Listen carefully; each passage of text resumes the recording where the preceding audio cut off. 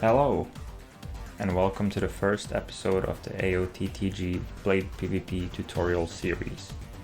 In this video, I will be going over all relevant settings, options, and preferences. I will also be showing off a map I made in 2017 for aim practice. I will attach a download link to the map in the description of the video. As we go through the settings, I will try my best to explain what different settings do, their effect in Blade PvP, and my personal opinion on some preferences. Let's start off with the game itself. I would advise everyone to use the official RC mod of the game. It's safe, non-abusive, has everything you'll need, and it is also the base from what AoTTG 2 will build upon. Whatever you do, please do not use abusive mods.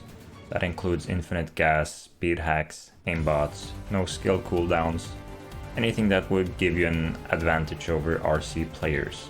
It ruins the fun for everyone. Don't be a cheater.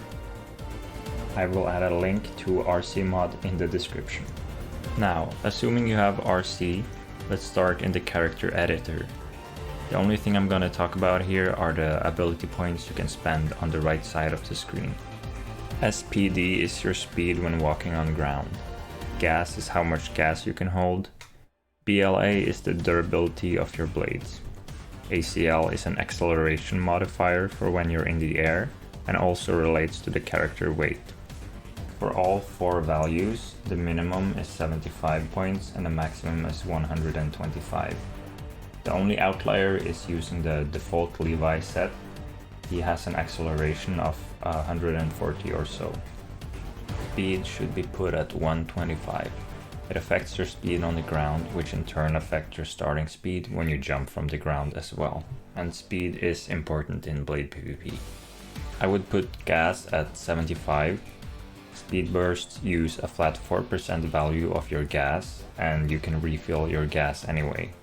Blades should be put at 75 because blade durability is not used in Blade PvP. And lastly, I would put acceleration at 125. It really helps with how effective you can be with your movement. When you join a server, you can pick the set you made in the character editor. You can also choose your camera here, but I'll get back to the camera options later.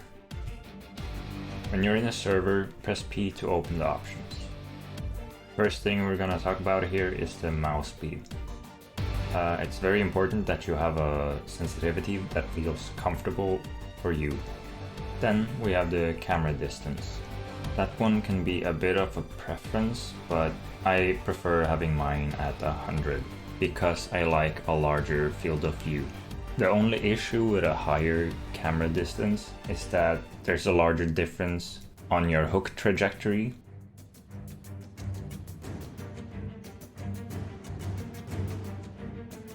Then there's camera tilt. I see a lot of people play with camera tilt and I don't understand why. Because the only thing it does is turn your screen side to side depending on your momentum. And it's honestly distracting and makes the aim inconsistent. I would never use it. In the graphics tab, a lot of it is preference and what your computer can handle. I would disable VSync to avoid any input lag, and also disable wind effect, camera blur, and weather effects to avoid any distractions.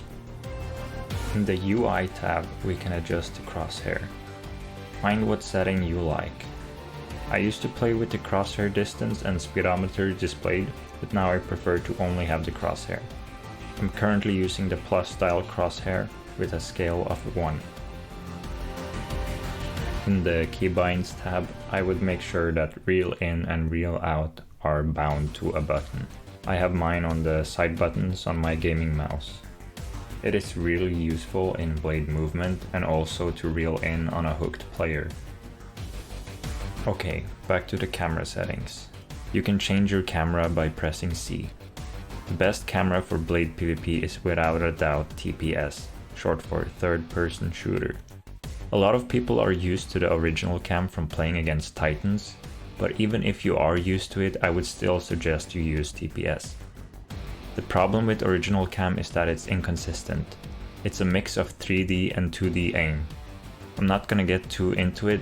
Long story short, it's like having mouse acceleration on, which you do not want if you want to aim consistently in any game. That is all the settings and preferences I plan to go over in this video. The rest of the video will now focus on the practice map. This map is one I made back in 2017, and I never uploaded it anywhere. The only ones who has it is myself and a close circle of friends. It is not pretty nor refined, but it can be very helpful, especially if there's no Blade PvP servers or nobody else playing, but you would still like to practice. This map features 2 courses and 1 aim trainer, sort of. Now remember, hooking static objects is not the same as hooking moving players. I made these in a way that you're not supposed to hold down the gas button, but you can of course play it however you want, whether that is making it more difficult or easy for yourself. Whatever you feel would be more helpful to your skill level. We can take a look at the one that goes around the map first. This one is to help with horizontal aiming, and your goal is to get from the blue side to the red side without touching the ground. There's 2 ways of hooking these objects. You could either aim your crosshair directly at the object or slightly above. I would suggest starting with hooking directly at the object, as that is a bit easier. But when you're playing against players, most of the time when you try to hook someone, your crosshair will be red and your hook trajectory will be different. So it is good to also practice that. I'm not as good as I used to be on this map since I recently returned to the game, but hopefully you get the idea. The second course on this map is similar to the first one, but it is more so vertical.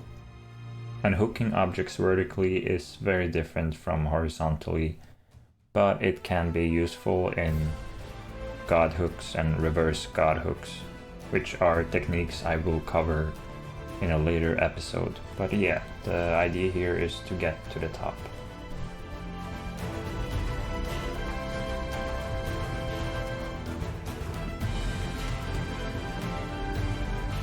Now the third thing on this map isn't really a course, but it's helpful for practicing flicks, or to figure out what sensitivity feels natural to you.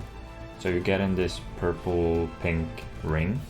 There are some invisible barriers around so that you won't fly out as soon as you hook the wall. If you are unsure about whether you have the right sensitivity for you, I would strongly suggest you do this until you find out. Try to flick to the colors on one side for a while and try to see if you're overshooting or undershooting. If you are overshooting, you should lower your sensitivity, and if you're undershooting, you should make it higher. Also, I would just ignore the brightly lit walls and the one that's higher up in the sky, simply because on the bright walls you can't really see your crosshair, and the high one, if you hook too fast, you'll get pulled out of the pink circle. And I'm too lazy to remove them. That would be all for this episode. The links you can find in the description as mentioned, and I'd really appreciate if you like the video and subscribe to the channel. And if you have anything you want me to cover in a future episode, then put it in a comment.